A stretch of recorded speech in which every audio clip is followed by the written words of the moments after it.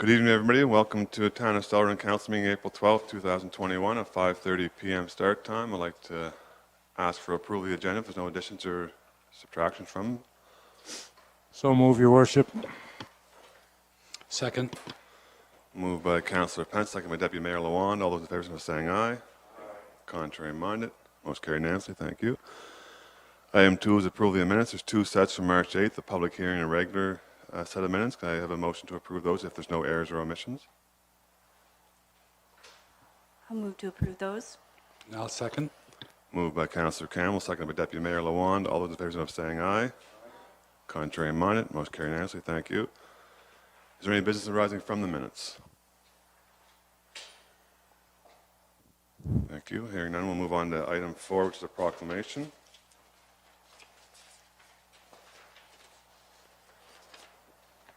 Sexual Assault Awareness Month. And I'll read the proclamation. Whereas Sexual Assault Awareness Month is intended to draw attention to the fact that sexual violence is widespread and has public health, legal, and social implications for every community member. And whereas during crisis, domestic violence, including sexual assault, rises, individuals may be experiencing increased isolation and danger caused by social distancing measures during the COVID-19 pandemic. As seen in other countries' statistics, intimate partner violence has risen as much as 30% during this pandemic. Whereas during this very difficult time and always, we must work together to educate our community about what can be done to prevent sexual assault and how to support survivors. And whereas Pictou County Sexual Health Center, Pictou County Women's Resources and Sexual Assault Center, and Tierman Society for Abused Women and other anti-violence advocates and support service programs encourage every person to speak up when witnessing an act of sexual violence, however small. And whereas with leadership, dedication, and encouragement, there is compelling evidence that we can be successful in reducing sexual violence in Pictou County through increased prevention awareness education, community mobilization, and holding perpetrators to commit acts of violence responsible for their actions. And whereas the Town of Stellarton strongly support the efforts of national, provincial, and local conversation about what sexual violence is, how to prevent it, and how to help survivors connect with services, and how every segment of our society can work together to better address sexual violence. Now therefore be it resolved that I, Mayor Daniel McGillivray, and Stellarton Town Council joins anti-sexual violence advocates and support service programs in the belief that all community members must be part of the solution to end sexual violence. On behalf of the Town of Stellarton, I, Daniel McGillivray, and Stellarton Town Council do hereby declare April as Sexual Assault Awareness Month in the Town of Stellarton. That being read, can I have a motion, please? I so move. Second it, Your Worship. Thank you. Moved by Deputy Mayor Lawand, seconded by Councillor Pence. All those in favor of saying aye. Contrary minded. Most carried unanimously. Thank you. Move on to item 5. We'd like to welcome Sarah McIntosh-Wiseman here for a presentation of Pictou County Regional Enterprise Network.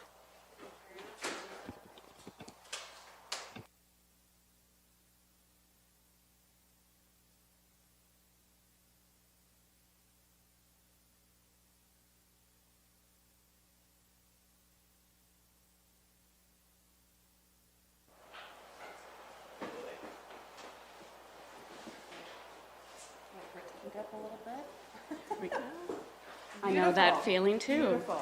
Great. Good evening, everyone, and thank you very much for the invitation. I think it's been a little bit over a year since I last appeared before you to give a report from the Wrens, so very excited to give you what will be, I think, a fulsome update today, but also want to emphasize that we are here to be undertaking the work that our stakeholders value and recognize that everyone has a collective shared interest of seeing the Wren really undertake projects and work that is going to make a change.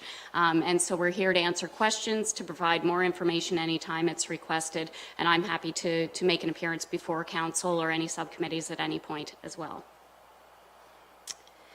So just a quick refresher, the way our governance structure is set up, we've got our 7 local municipal units in Pictou Landing First Nation, and then the province are our stakeholders and funders. There's an update already that has to happen on that screen. I believe you'll be discussing later this evening We just recently received word that all of the RENs across the province are moving. We have been under Department of Municipal Affairs and Housing until now, and we're being moved under what was the Department of Business and is now being called the Department of Inclusive Economic Growth. So that change is just underway at the moment. Each of our funders and stakeholders have one representative who sits on the Liaison and Oversight Committee that really identifies at a 3-mile high level what is it that the REN is here to do. What are our high-level outcomes and objectives, to approve the regional strategy, to select our board of directors members, but then the day-to-day management and control and oversight rests with the volunteer members of the board of directors and then myself and the staff that sit underneath that level. Another refresher, we're actually in year 3 at the REN, although we just wrapped up our second operational year. So all of our funders and stakeholders signed the intermunicipal agreement in 2018. So our year 1, we existed on paper, but only became operational on April 1st of 2019, the day that I was hired, and our team has grown since then. So just a couple of weeks ago, we wrapped up our second operational year, but it was the 3rd year in our 5-year funding agreement. It's worth noting that the Pictou County Regional Enterprise Network is actually the only REN in the province that has a 5-year commitment from all of our funders and stakeholders. In most of the other RENs, they have 5-year agreements, but there's a 1-year ability to provide notice of withdrawal at any point in time. So we've seen that as a real benefit in our region, that from day one, there's been a commitment and a period of time to really show what our worth is, that we can get things done here in our community for the economic health of our community and region. I wanted to give a little refresher on what the funding structure looks like for everyone as well. So the annual amount of our core budget sits around $366,000. 50% of that is paid by the province of Nova Scotia. That's the blue category. The other 50% is split between the remaining partners. And so 83,000 of that is divided equally amongst all of the municipal units, with a fixed amount of $2,000 being contributed by Pictou Landing First Nation. And then the other quarter of the annual contribution is actually based on your population. So it's prorated amongst all of the contributors depending on your population base. So what that means for the town of Stellarton, you can probably see it in your print versions better than I can see it on the screen here, but it's around $21,000 of an annual contribution for the town of Stellarton each year. In the year that we just wrapped up, we had 3 high-level goals. One was to finalize our regional strategy, and that was accomplished last June and approved by the Liaison and Oversight Committee. The second was scaling up of our REN revenue, staffing, and operations. So we've grown from what was initially a team of me to we've now got a team of 7, 5 are full-time and 2 are part-time staff. And then the real work, the meat and potatoes, sits in implementation of the regional strategy. And so that's what I'll really be highlighting for you tonight.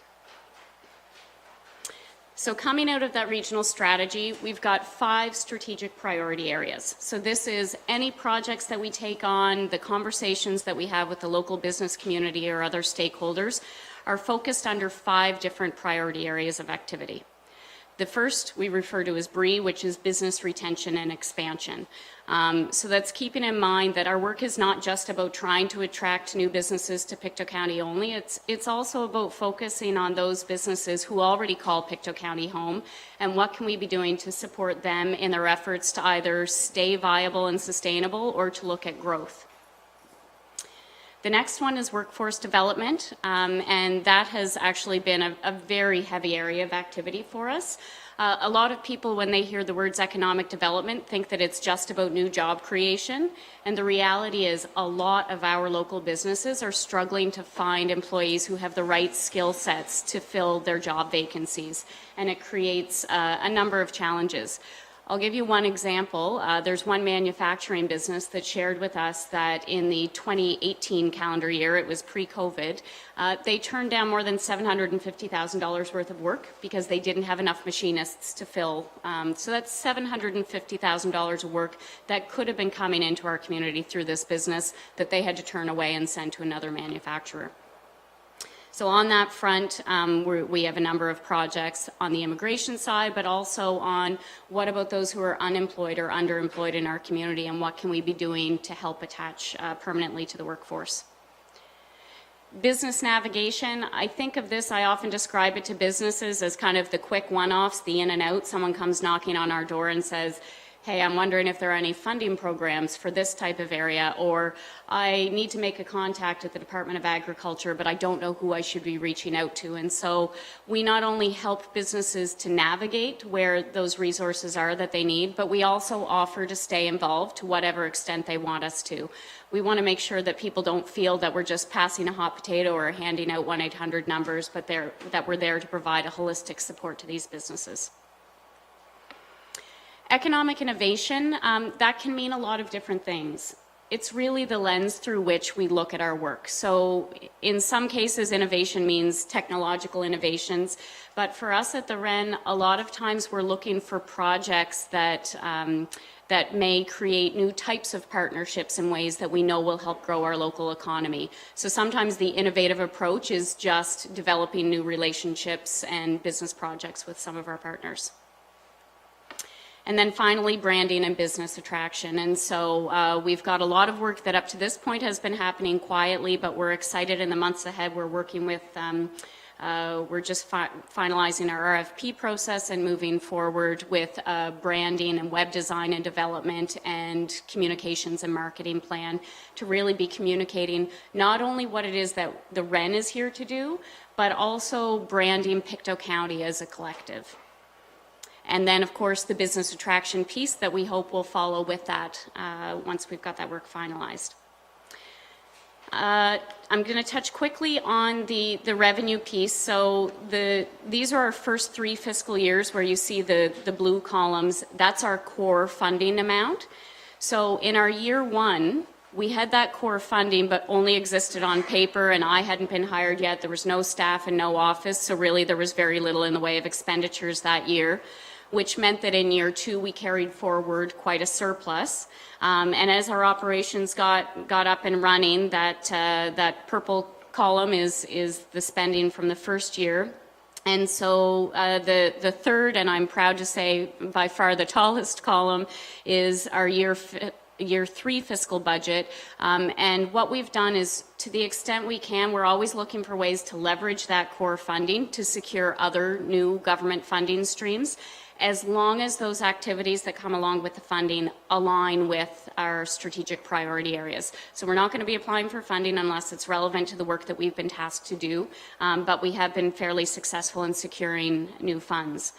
So in year 3, at the beginning of year 3 alone, we had secured approximately $740,000 of additional funding over and above our stakeholder contributions. Some of that is single-year funding and some of it is multi-year funding.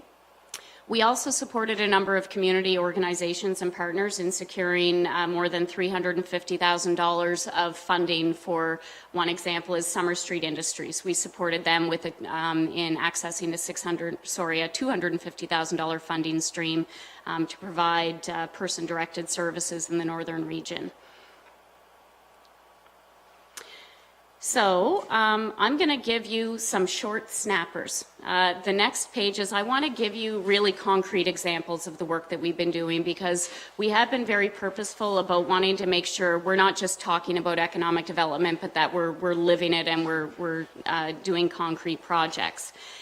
So I'm going to give you quick overviews under each of those 5 categories, and in each one of them we've tried to identify both the quick wins, so the short projects that we're doing, but also identifying some long-term projects, because we want to be able to show our stakeholders some of those quick wins. We know that's important, but we also recognize that some of the really big projects that we're working on are not going to be quick wins. They're not things that are going to happen overnight.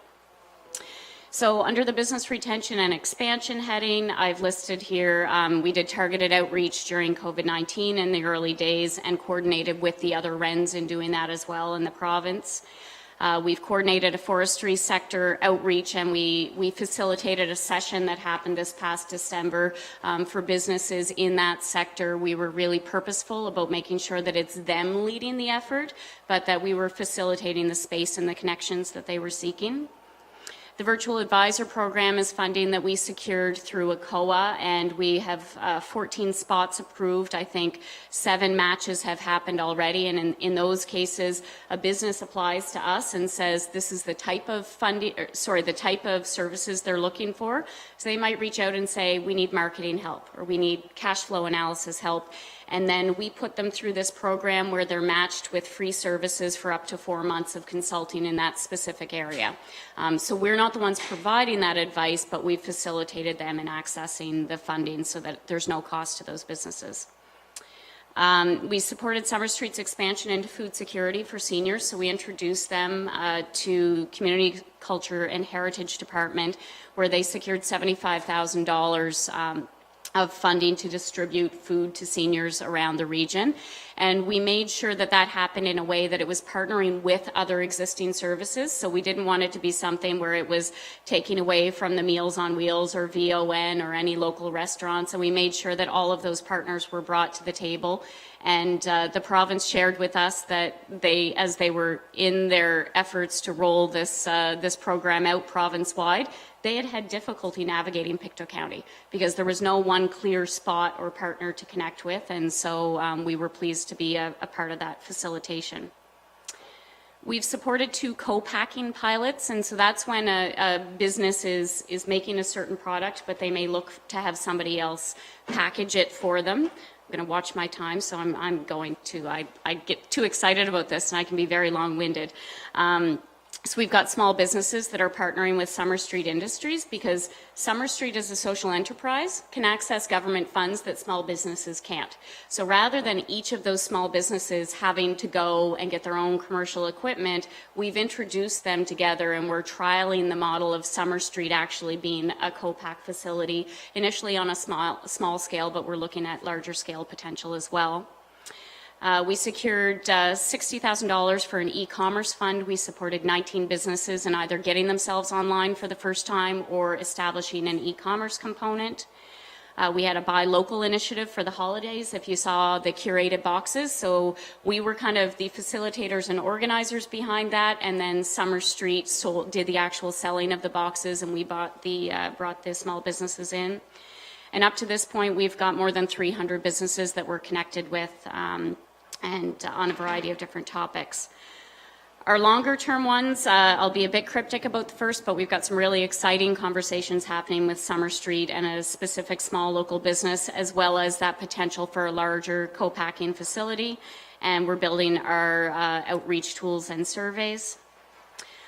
On the workforce development, we've now been connected with, actually that number's increased since I did this slide about a week ago. We've now got 51 employers that we've been working with in assessing their labor needs, whether it's that they've been in layoff mode or they're looking and struggling to hire local skilled workers. We're supporting, again, that number's updated now, I believe 15 employers with immigration-related files. Held an employer information session with local partners recently.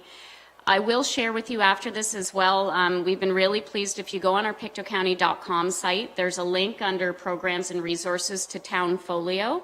And if you go there, you will find updated stats, updated on a quarterly basis with all of our local labor market, our population data. And so that's updated on a regular basis. It's got everything from average family income size to age and demographic portfolios. Our longer term projects with workforce development, I'm excited to share that we have been the pilot site for a very unique immigration pilot project that is actually the first of its kind in the world. And so you might have seen in some of the media, Glenhaven Manor has been hiring skilled refugees. So that's the project that we've piloted and are helping the government now in their efforts to expand it, not only across country, but internationally. And excited that it gives us a kind of interesting platform where it's discussed as the Pictou County model, as we've been on calls with the United Nations and World Bank and other partners. We've been undertaking a number of efforts to scale that up. And on the flip side, we've also been really purposeful about making sure that we're looking at projects that are connecting our local community members who are already here, who are underemployed and unemployed, and what can we be doing to help them look at the skill sets needed to fill these job vacancies. On the business navigation, as I mentioned, those are kind of the quick connection points in and out. We've got I've discovered we're very active in Facebook here in Pictou County, more so than most other regions in the province, is what one of the marketers told us. Under the economic innovation front, we've got that skilled refugee labor mobility project, and I'm also pleased that actually my next 2 days are going to be spent working with a team of 10 in partnership with MIT University. It's called the Regional Entrepreneurship Acceleration Program. Pictou County was identified as one of 5 regions across the province that were allowed to participate were invited to participate in this, and we've got representation from corporate, Sobeys and Michelin are both at the table, and the community college and St. Yves and local entrepreneurs as well. And that's looking at what can we do collectively to really move the needle on a specific project that will help our local economy and small businesses grow. Regional branding and business attraction. You've hopefully by now seen Healthy Pictou County took the lead on a really incredible Welcome to Pictou County guide, and we were an active partner in that. The Chamber of Commerce had a really fabulous online business unusual event. I sit on the Quality of Life Leadership Committee with Engage Nova Scotia, and we're undertaking some regional work on that. And then a really interesting project that we plan to incorporate into our pictoucounty.com website when it's finalized is that we've been working with NSBI on creating 360 virtual reality videos. Phase 1 has been very much capturing business assets around the community, but it will be, at the end of the day, we'll have a video that's highlighting our Pictou County region from all aspects, everything from our beaches to our businesses. And there's a small cardboard that can be mailed out, whether it's to new businesses or potential employee recruits, that you fold into a set of 3D goggles and you pop your phone into it, and you've got this really neat immersive video of Pictou County. So that's been a very fun project to work on as well. So what's next? Our board is meeting later this week to finalize our business plan. We're cognizant that a lot of our work has been happening quietly up to this point, not so much for the businesses that we've been working with, but certainly for our stakeholders. And so we're looking forward to kind of our big launch at our AGM this summer. And the other piece that I just wanted to give you a bit of a glimpse into, and then I'll wrap it up, is that we're moving into a CRM, a tracking software called Insightly, and we're working with the province and the other RENs to be tracking our data in a way that will be consistent amongst and across the province. And I'll show you a few slides here to give you an example.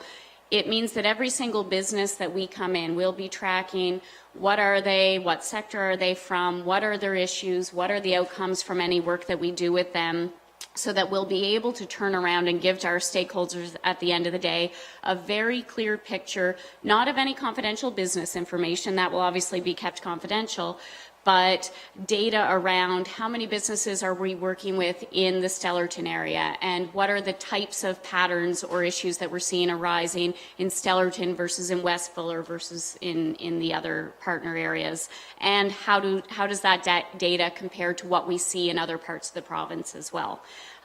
So stay tuned on that, but we're excited to be working with Velsoft to kind of get that program rolled out, and happy to report back on any point. So happy to answer any questions you might have. Thank you, Sarah. Is there questions? That's fine.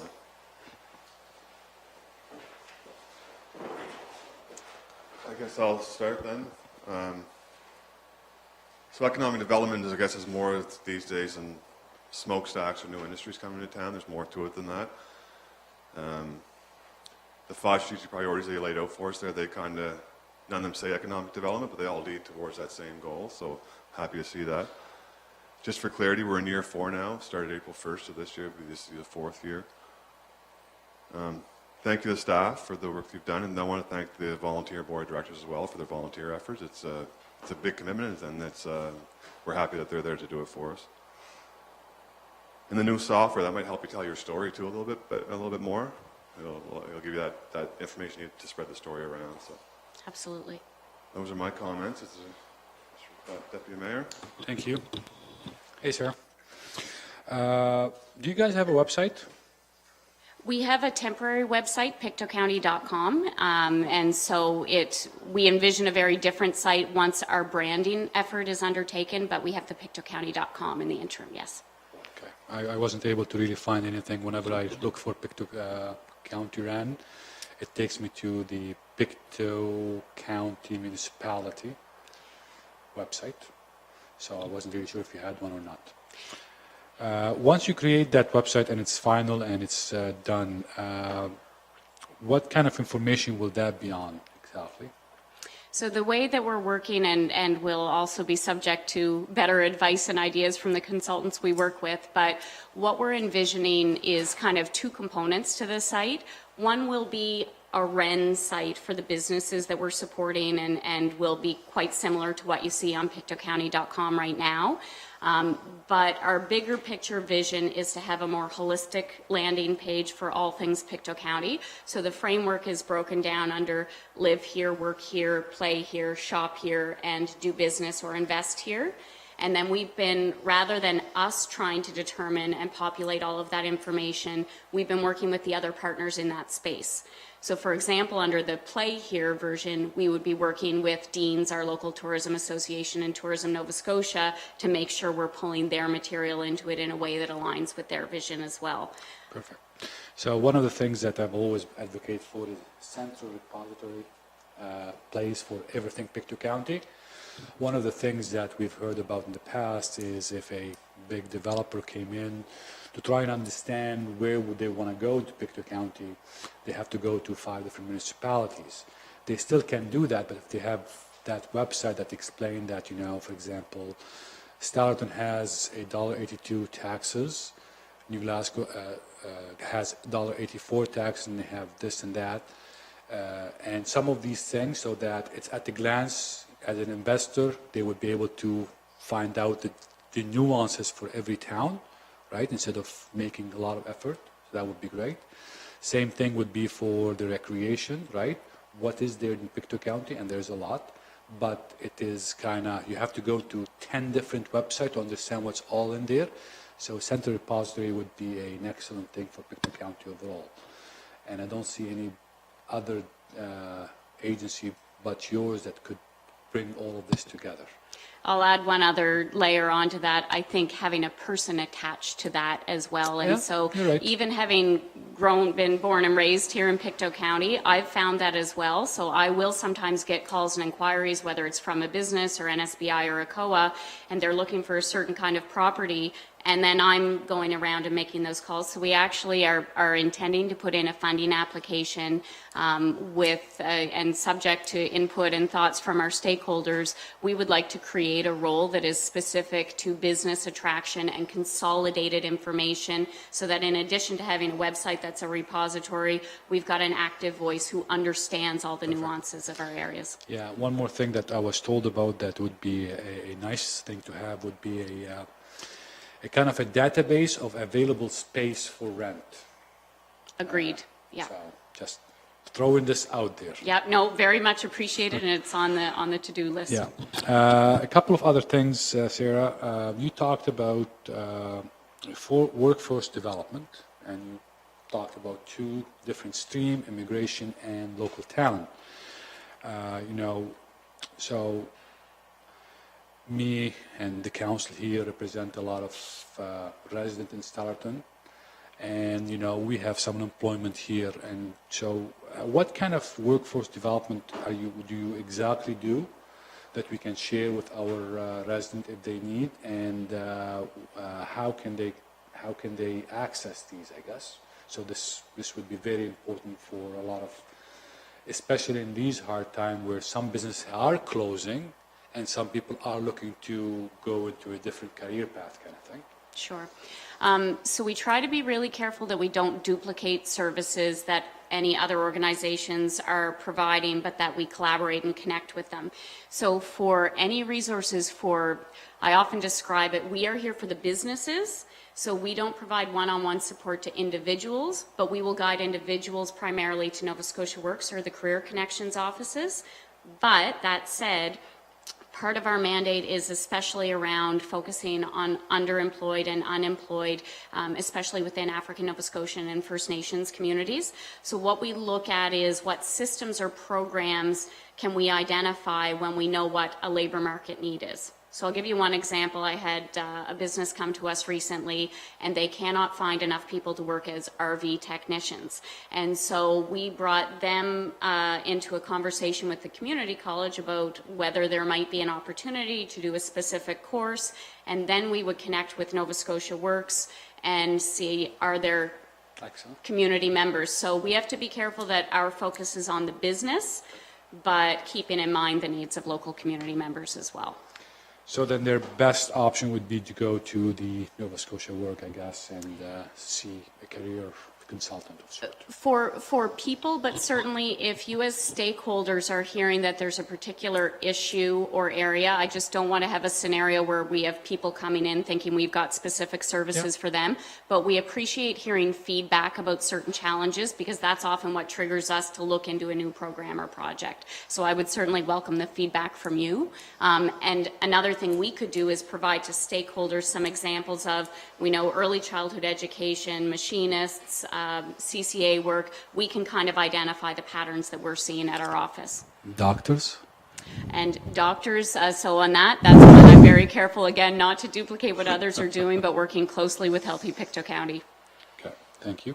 The last question I have is one of the biggest concern for any businesses has always been red tape. Is there any work that you're doing or potential work that your organization can do to reduce the red tape amongst all the municipalities in Pictou County? Amongst, sorry? The municipalities in Pictou County. So most of the red tape discussions I've had have been at the provincial level as opposed to hearing concerns or problems with the municipality, although I'm certainly open if you're hearing other things. In that context, that's part of where we offer we offer kind of a concierge service to these employers in that we may not be the ones filling out every single page of the paperwork, but we're there to help and make sure if they have questions, we help them get answered. So as one example, we spoke with an employer who was trying to look at an immigration matter, and they said they had spent 4 weeks trying to figure out how to fill the forms. Within 20 minutes, we had them connected with the right person at the Office of Immigration, and we've got a full-time staff person who's funded to help employers get that paperwork done. So we're really there to just be a sounding board, including through the red tape wherever we can. Understood. But I guess as a RAN, Pictou County, there's other RANs in the province as well, and there are certain provincial red tapes. I can recall a few years ago, there was I can't remember what kind of industry it was, but if I remember correctly, when I read in the newspaper that the province required a certain course to be had for them to open that kind of business, and that course only happened once a year, and it was canceled that year because there wasn't enough people. So that person was in a catch-22 where they weren't able to open because they didn't have the course, and they couldn't have the course because there isn't any. So that's the kind of red tape that, between you and the other RAN they can bring forward, I guess. But also from a municipal standpoint, there's the land use bylaw, for example, and other town specific issues that could prevent that we might or might not be aware of, but the business would definitely be aware of it. So I guess keep your ears open, and in anything that you hear, you have to bring it to our attention, to other municipalities as well. Absolutely. And when we meet with businesses, we really give them a blank slate and say, what's creating challenges for you? And often it is those 5 areas of strategic priority, but we are open to hearing anything. And if it's a problem for the business, that's part of what we're here to help. So appreciate that. And you mentioned something about the ministry changing. Is that a good thing or a bad thing? It's interesting, and by all accounts, I think it's a good thing for a couple of reasons. One is that we're actually going to keep our same point of contact from the Department of Municipal Affairs. Lorraine Boyd is moving over to IEG, so there will be some consistency, hopefully. And honestly, I've asked the question myself a number of times. I understand why we were under Municipal Affairs, but a lot of the programming and the business solutions and supports we're looking for actually sit under the Department of Business, or now IEG. So I think it's going to give us better, closer access to a lot of the resources that we can direct to the businesses we're serving. Perfect. Thank you very much, Sarah. It's very good. Thank you. Okay. Hearing none, thank you, Sarah. Appreciate it. Item 6 is our budget presentation, our operating and capital budget.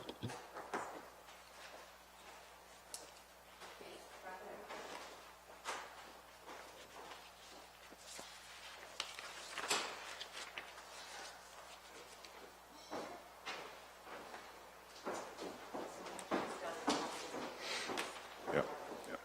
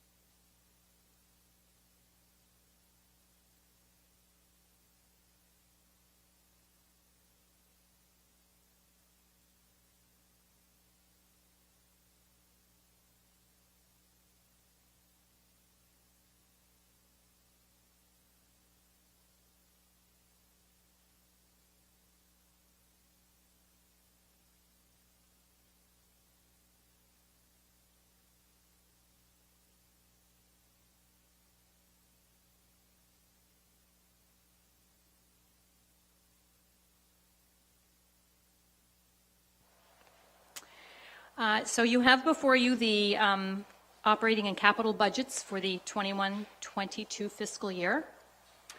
The summary pages are what I will be reviewing. Which is the one sheet, single sheet for, it's in a package, if you know where you are. So the residential and resource total tax assessments for the 21-22 year are $184,102,500, and at a rate of $1.82, that's $3.35 million of tax revenue. Commercial tax assessments, $83,982,500, and at $4.15, that's $3.485 million in tax revenue. The budget has been presented without a change in the tax rate.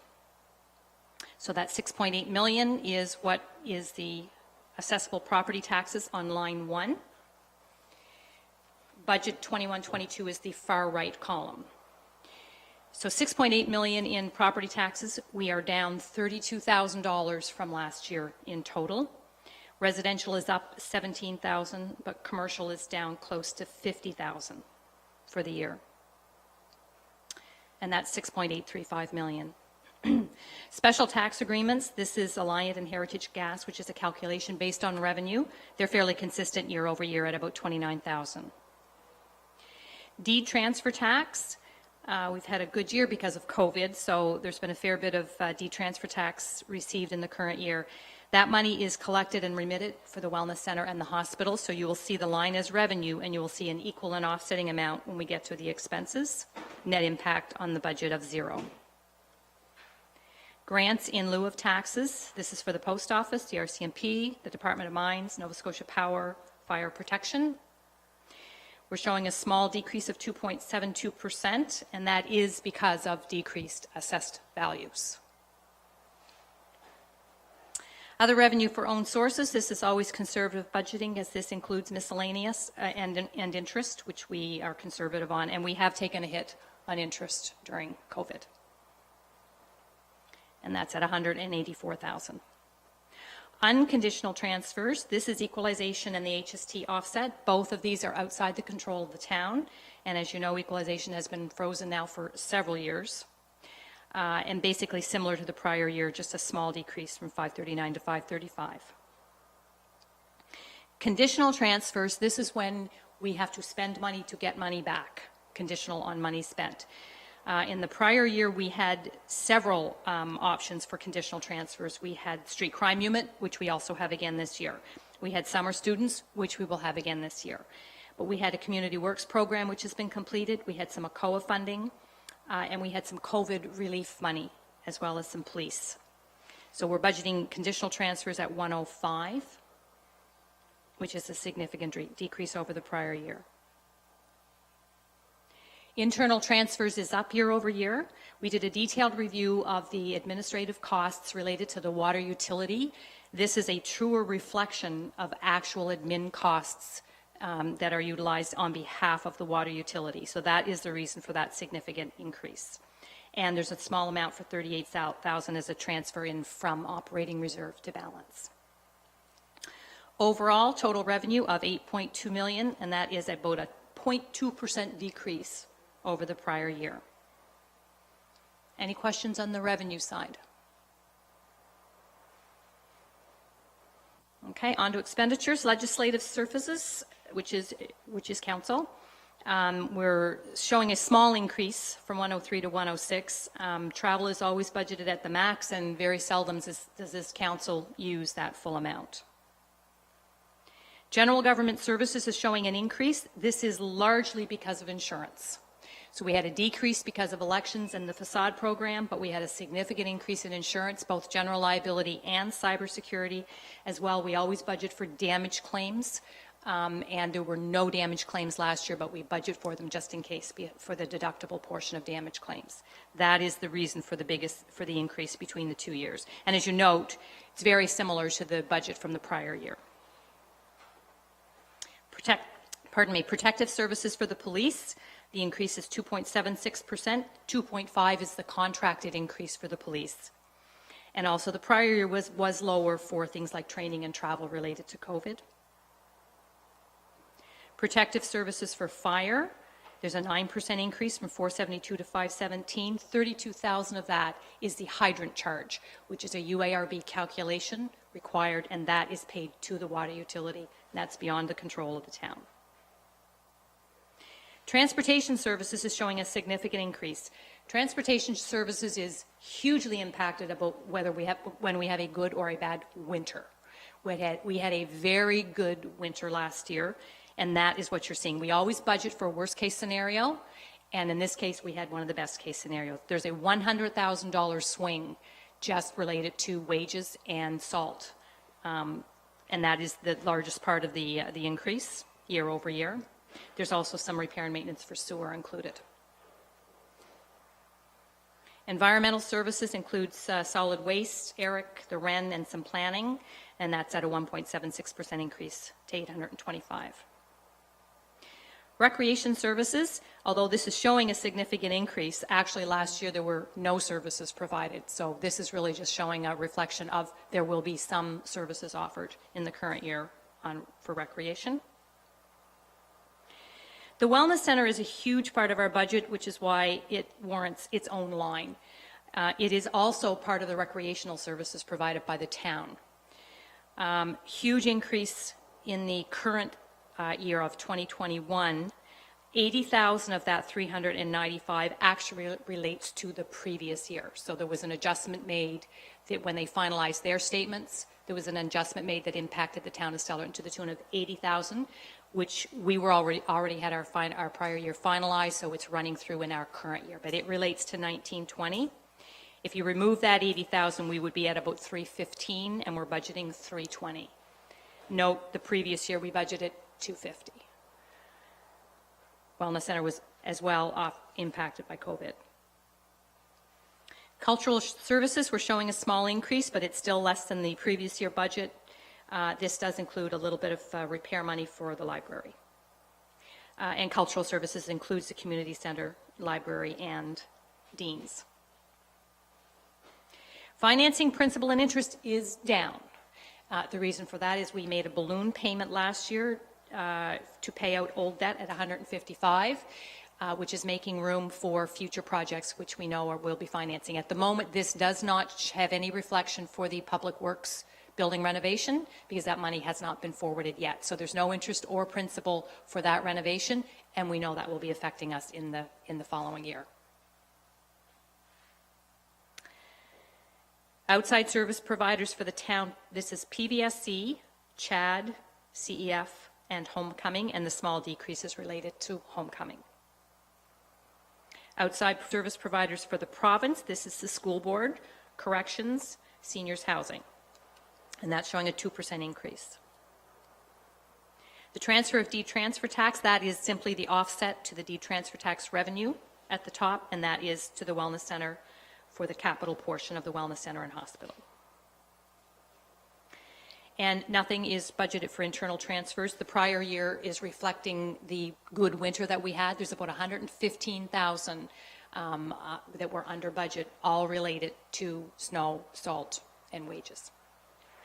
Overall, $8.216615 million for expenses, and it's a balanced budget. Any questions?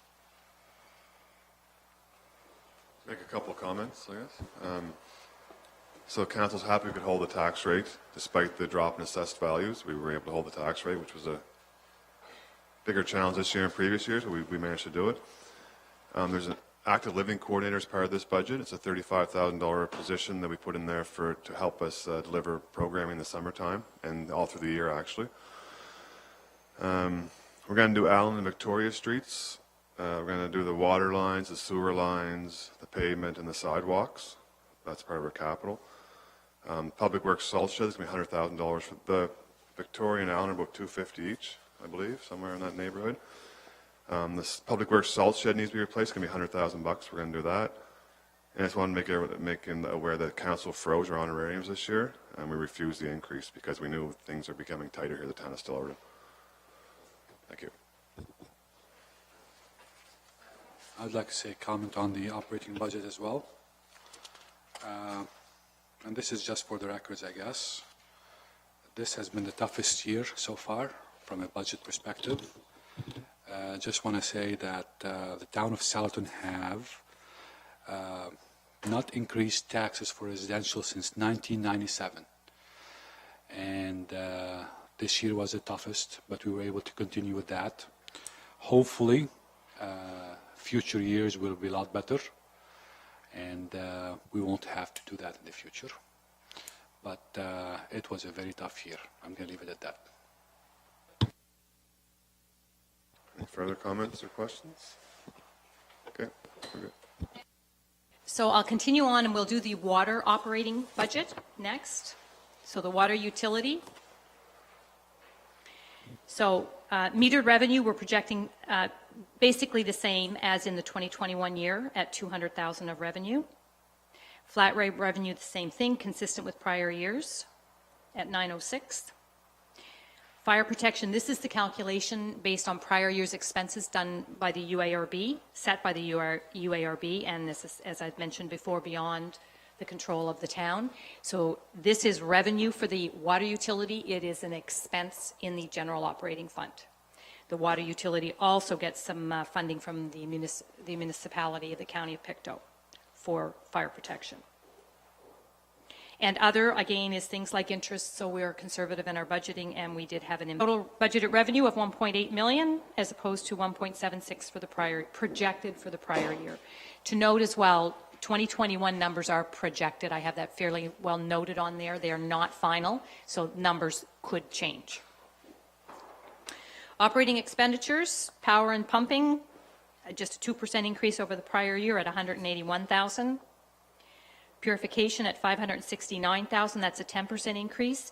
That's allowing for 30,000 for some additional testing. There's an 8,000 for a chlorinator, 12,600 for a turbidity update, and 10,000 for a plan to address the bad taste in the water. Transmission and distribution, there's an increase in the budget from 149 to 166 of 11%, and we always budget for unexpected repair and maintenance. Admin and general, the increase there is reflective of the admin charges from the general operating fund, and again, this is a more realistic reflection of the actual administrative costs that are incurred by the town in operating the utility. Depreciation, this is a calculation relative to asset base, so 408,000. That again is money that is literally that's embedded within the rate to move over to fund asset replacement. Taxes are consistent at 134,000, no change in rate and no change in assessment. There's a transfer from depreciation of 150,000. This was approved by the UARB to help fund the principal and interest on the debt, and 568 for interest and principal on debt. And again, the debt is decreasing, so the interest is decreasing, which is why the decrease year over year. Transfer from surplus is 298,923. And to note, at the end of March of 2020, the utility had a $1.6 million surplus. So the 298 would be funded out of the surplus. Any questions on the water utility operating fund? I don't. Okay. Does council? No? No. Good. All right, we can move on to capital then. So the general fund capital budget. Some of these Danny has already mentioned. So for town properties, we have the Public Works salt shed at an estimated cost of $100,000. The town hall metal roof, this is for the sloped portions of the roof, at $43,904. The library boiler at $25,000. That was not completed last year. Town office flagpole for $10,000. Some infrastructure costs, the sanitary flow meter and structure for $30,000. We have the meter, and we need to install and do the electrical panel. Curb replacement on Bridge Avenue. This is from Park Street to the bus lane south. It's curb and gutter for $26,812. Curb replacement on Park Street from Jubilee to Albion. This is actually curb and catch basin for $22,895. On the paving side, paving was approved for the pavement extension at the soccer complex for $15,000. And for sidewalks, Fairview Avenue on the north side from South Ford to Fairview Street for $20,619. On the north side, Acadia Avenue from Birch Street to the Allen Park entrance for $10,731. And on the west side, Belmont Street from Canby to Belmont Avenue, $99.65. For the fire department, 4 backpacks and 8 air cylinders. This is reflective of a 45-minute air supply versus the current 30-minute air supply. The 30-minute air supply is not sufficient for the larger buildings, and this is subject to emergency services provider funding of $20,000. Total, $49,807. And the infrastructure project Danny mentioned, both for the sewer lines are Victoria Avenue at 249,403 and Allen Avenue at 258,328 for total general capital of $872,464. How is this paid for? Gas tax is for the Victoria Avenue and Allen Avenue project for $507,731. Municipal Finance Corp or borrowing for the salt shed at $100,000. The Emergency Services Provider Fund, which the fire department would be applying for at $20,000, and the balance from General Capital Reserve of $244,733. Any questions on capital? No, just a comment. I think this is the thinnest capital we have seen in years. It is. We're being very careful this year. Everybody's being very careful. Mentioned there's not a lot of paving in this budget. The only paving we have is for the extension of the soccer complex, but our streets are in relatively good shape. It's been a number of years we haven't done a lot of paving, so we think our streets are in good shape, so our money's going elsewhere. But like Deputy Mayor Lewan mentioned, it's a very thin year for capital expenses compared to previous years. And I'll just make a correction. The Victoria and Allen Avenue, if you include the water, they're about $500,000 each. Yes, yeah. Thank you. Yes, we separate the infrastructure between water and general because they're two different funding sources. But the total project is the combination between the two. And this town, more than 10 years ago with the gas tax, made the decision to prioritize the streets and get the streets paved.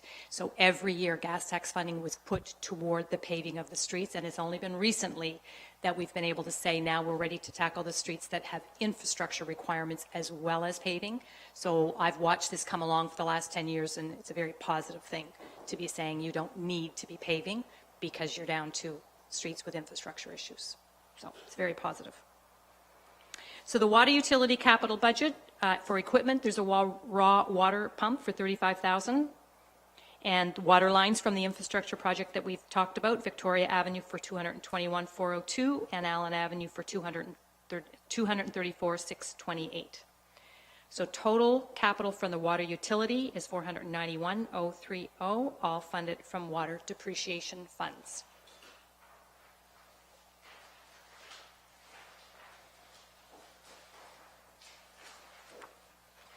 Any questions? Then you do the, okay. Okay, so I just want to thank staff for helping council prepare this budget. It was, like we mentioned a few times already, it's been a tough budget year, but staff came to us very prepared and with accurate and timely information and allowed us to make our decisions in a fashion that benefits the town of Stellarton. So thank you to the staff for that. I'll read the resolution now. Excuse me. Therefore, be it resolved by the Council of the Town of Stellarton that the assessment for 2021-2022 is confirmed at $83,982,500 for commercial. Further, be it resolved the assessment for residential and resource confirmed at $184,102,500. Further, be it resolved the tax rates for 2021-22 be approved at $1.82 per $100 of residential assessment and $4.15 per $100 of commercial assessment. Further, be it resolved that the operating budget 2021-2022 is approved at $8,216,615. Further, be it resolved the capital budget for 2021-2022 is approved at $872,464. This is to certify that the foregoing is a true copy of the resolution duly passed by the Town Council, Town of Stellarton, at a duly called meeting held on the 12th day of April, 2021. Yes, please. So move, your worship. I'll second that. Moved by Councillor Pence, seconded by Councillor Campbell. All those in favor, saying aye. Contrary minded. Most carried unanimously. Thank you.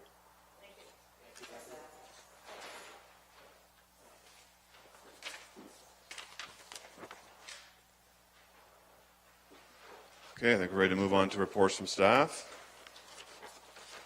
If I can find there.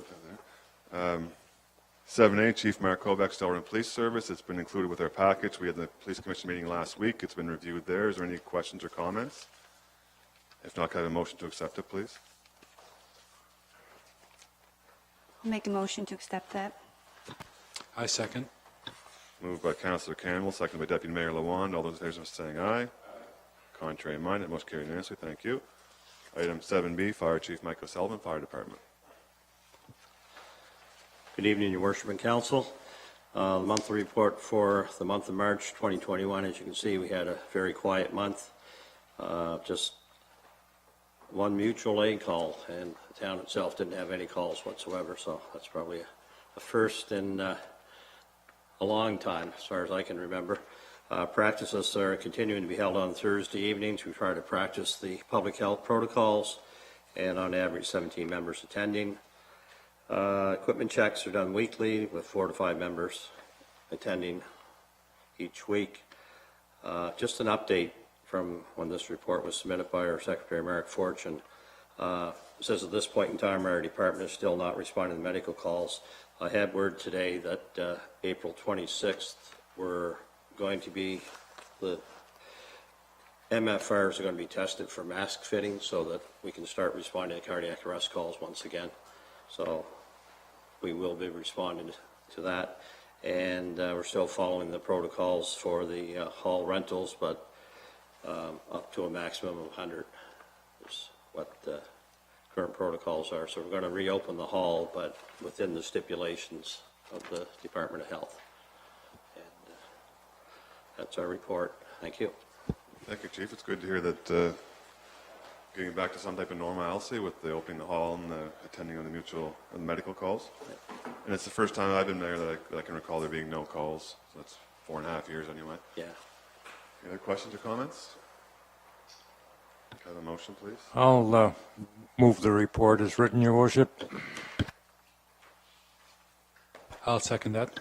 Moved by Councillor Pence, seconded by Deputy Mayor Lawand. All those in favor, saying aye. Contrary minded, motion carried unanimously. Thank you, Chief.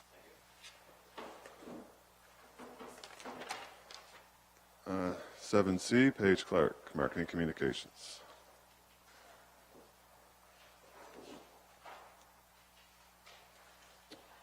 Good evening, Mayor and Council.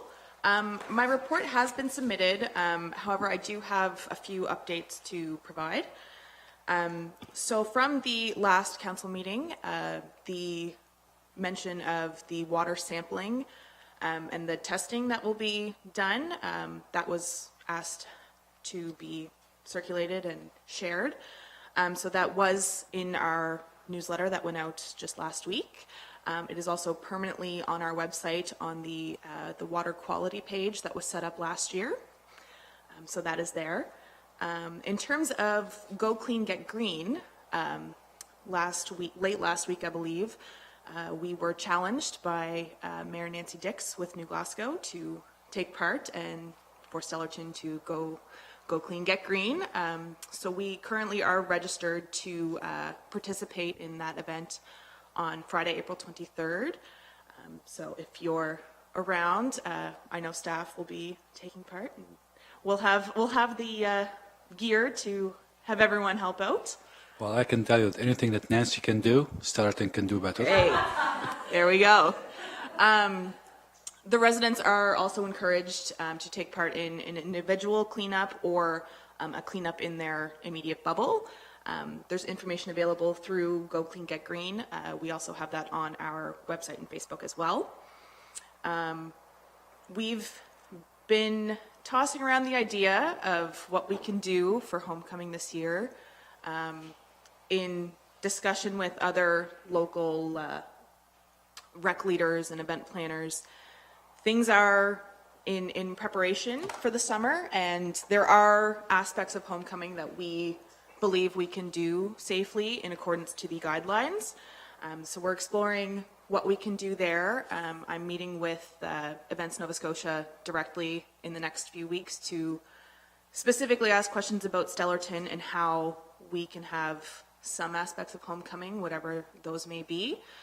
So I'll be reaching out to those directly involved with homecoming to see what they're comfortable with, if they are interested in taking part, and how we can help them to safely have their events as well. And the final update is one of the team members that we worked with on the Heritage Plan sent me an email late last week about something that he came across in his research. And that is this year, the Miners Memorial Monument and Cemetery is celebrating a 100-year anniversary. So whether we include that in the Davis Day service, or we do a separate service on September 5th, which would be the date, that is something that we'll definitely be looking at this year and seeing how we can, again, following guidelines, really make that a special thing. Yep.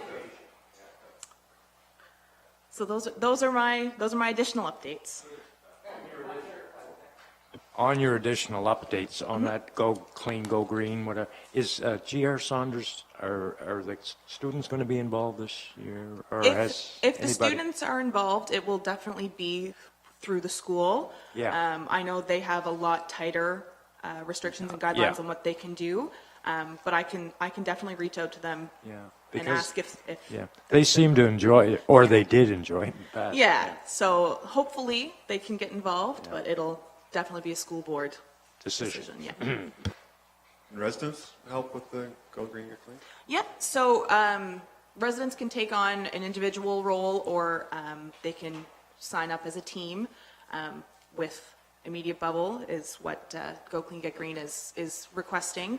The supplies is provided by the Pictou County Solid Waste and Go Clean Get Green, and that can be, you can request for it to be delivered directly to your home, so that way you don't have to travel anywhere extra. You get your supplies, and there will be a community bin to drop off on Saturday the 24th in the back parking lot of Town Hall.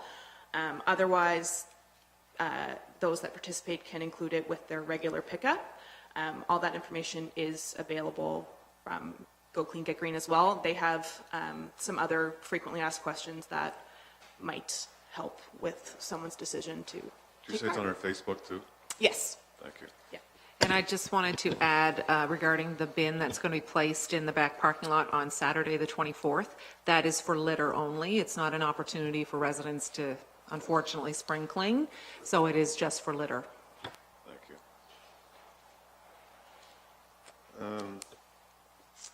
Do we know if the buy and sell exchange zone is being used much out back? I don't know how the frequency of it. I have seen it be Used? used, so it's definitely there, and people are taking advantage of it. It had a large reach online. It did. I've seen it in buy and sell groups that it got shared to. So it's definitely something that people are appreciating, that it does exist. So I imagine, even though we're not seeing them, 8:30 to 4:30 Monday to Friday, it is definitely getting used. Good to know, thank you. And I want to thank you. The Business Advisory Committee held their first meeting in March. And I talked to some of the members, and they're very pleased with how it's going. So thank you for your work in organizing that and getting it going. Yeah. The Recreation Committee selected the recipient of the Francis Bud McKay Memorial Volunteer of the Year Award. This year's representative is Tanya Olford Calley. She's involved with the Pictou County Unites, it's called the Mask. United We Stand, United Pictou We County, Stand, with Pictou the County. making and delivering of face masks. Yes. We're going to have some type of ceremony, it'll probably be virtual this year, but we will have something to honor her. Stellarton has access to free Sundays at the YMCA in May, Yes. and can you just explain that for our residents, please? Sure. So the YMCA is working with the funding municipalities to offer a free service to residents. So for the month of May, every Sunday, I believe it's from 12 to 5, there are sections in there for COVID. So I think it's 1 hour, half an hour for cleaning, 1 hour, half an hour for cleaning. But so what we're being offered is access to the weight room, access to the pool, and access to the gym. That's something that will have to be registered for, and I believe that residents have to provide just their address so that it is Stellarton only. So with that, we'll be working more with the YMCA to figure out what will be offered. I think it's the county, the municipality of Pictou County, has April for their Sundays, so we're going to look at them and kind of use them as a learning tool and see how we can best provide for the residents. Something else to share through Facebook and websites? Yeah, I want to thank the YMCA for offering too. It's Yeah, it's absolutely. a good program. Any other questions or comments? Okay, hearing that. Oh, I'd like to move Page's report as written. I'll second that. Moved by Councillor Pence, second by Councillor Campbell. All those in favor say saying aye. Aye. Contrary minded, most carried unanimously. Thank you, Paige. Great work. 7D, Blaine Murray, Town Engineer.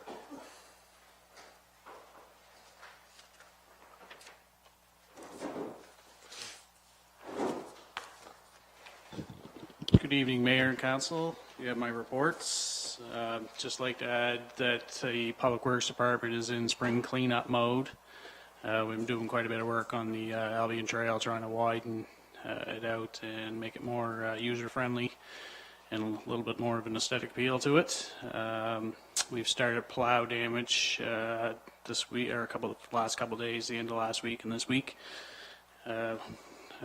We had a little more this year just due to no frost on the ground with one of those last storms there. So, yeah. Okay. Is there questions? Blaine, is it possible, I noticed the nets at the basketball on Pleasant Street, the basketball courts, the net on one end is basically gone. Is it possible to get that fixed? I meant to call you on it today and I forgot. I think it's both. Are they both? I think when I walk by, Yeah. they're both in either. Yeah, the netting's gone. mesh. Yes, it's being used quite a bit. It is. There's people playing when I walk by. Yeah. Yes.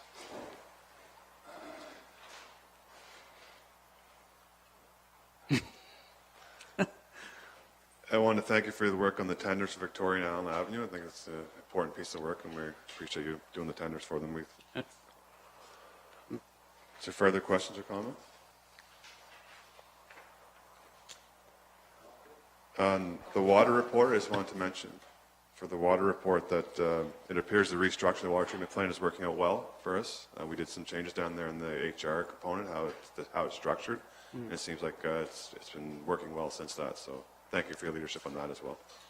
Yeah, it definitely is working out well. Thank you. Okay. I'd like to move the engineer's report as written, Your Worship. Second that. Moved by Councillor Pence, seconded by Deputy Mayor Lawand. All those in favor saying aye. Contrary minded, most carried unanimously. Thank you, Blaine. Thank you. 7E is Sally O'Neill, Active Pictou County. The report is included with the package. If there's no questions, can I have a motion to accept it, please? I so move. And second that. Moved by Deputy Mayor Lawand, seconded by Councillor Campbell. Those in favor saying aye. Signify by saying aye. Contrary minded, thank you. Motion carried unanimously. 8A is correspondence. I'll ask the clerk to please read 8A, letter from Minister McGuire, Municipal Affairs. This is a letter that was submitted to Mayor McGilvery on March 24th, 2021. Dear Mayor McGilvery, thank you for following up on our telephone conversation of February 25th, 2021, and for outlining the list of topics discussed during our telephone call. I appreciate and understand the importance of a strong relationship between our organizations. I look forward to working with you to continue the open dialogue between the Town of Stellarton and the Department of Municipal Affairs. Brendan McGuire, Minister of Municipal Affairs. He's the new minister, so just for information. 8B. As Sarah McIntosh alluded to earlier, there's an email from Nick Barr. He is the Acting Director of Governance and Advisory Services for the Municipal Affairs Department. Just basically, government tabled the provincial budget on Thursday, and responsibility for the Regional Enterprise Network program will be moving from the Department of Municipal Affairs to the Department of Inclusive Economic Growth as of April 1st, 2021. The Department of Inclusive Economic Growth aligns government efforts behind a common agenda to support the conditions in which businesses can thrive and where all Nova Scotians can participate and benefit. The Department of Municipal Affairs will work with the Department of Inclusive Economic Growth to ensure that a smooth transition takes place, and will continue to support the REN program and our municipal partners who have worked so hard to make the program a success.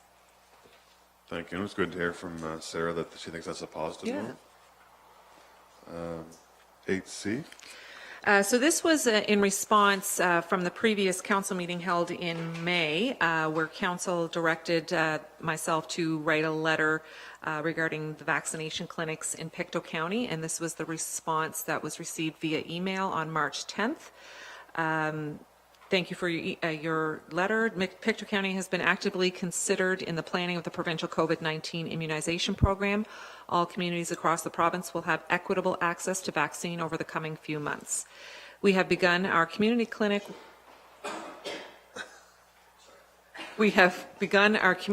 rollout in 10 communities across the province. These clinic locations were chosen based on capacity to handle all vaccine types and ensuring that as many Nova Scotians, as possible, were within an hour of a clinic. Both the Antigonish and Truro clinics are within an hour of Pictou County, but we recognize that for some, even that presents a significant challenge. As our vaccine supply increases, we will also be able to increase access through local pharmacies in the New Glasgow and Pictou area, and will continue to evaluate community needs. And as we know, that is happening now. There's a pharmacy in Stellarton, one in Pictou. Yes, and Glasgow. Superstore, and yeah. The only thing I would ask about this is who sent this? Because the email is generic, Yes. COVID-19 info, and there was no signature. Exactly. So it was sent, the letter that was sent on behalf of the town was sent to the Premier, the Health and Wellness Minister, Pat Dunn, MLA, Sean Fraser, and Dr. Strang. And basically, it was mailed to Dr. Strang and CC to those people. And it was sent on March 10th at 9:30, and then March 10th at 3:15, a response from the COVID-19 info at novascotia.ca responded. So that's all I know. As long as we got a response, I think is the main thing, Your Worship. I was impressed with their quick response, I have to say. Okay, 8D. A letter from Glen Haven received on March 30th. Please find enclosed our copy of the March 31st, 2020 audited financial statements as completed by Grant Thornton. These were reviewed at our board meeting, which took place on Thursday, February 25th, 2021, at which your town representative, Councillor Simon Lawan, was present. And those audited financial statements are in the admin office, should anyone wish to view them. Deputy Mayor Simon Lawan. My apologies. Thank you, and there's just two things. First of all, my last name is with an A, not with an E.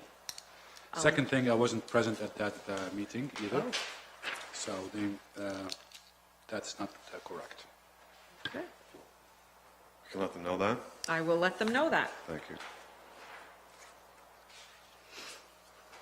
Okay, we'll move on to item number 9, Committee of the Whole report.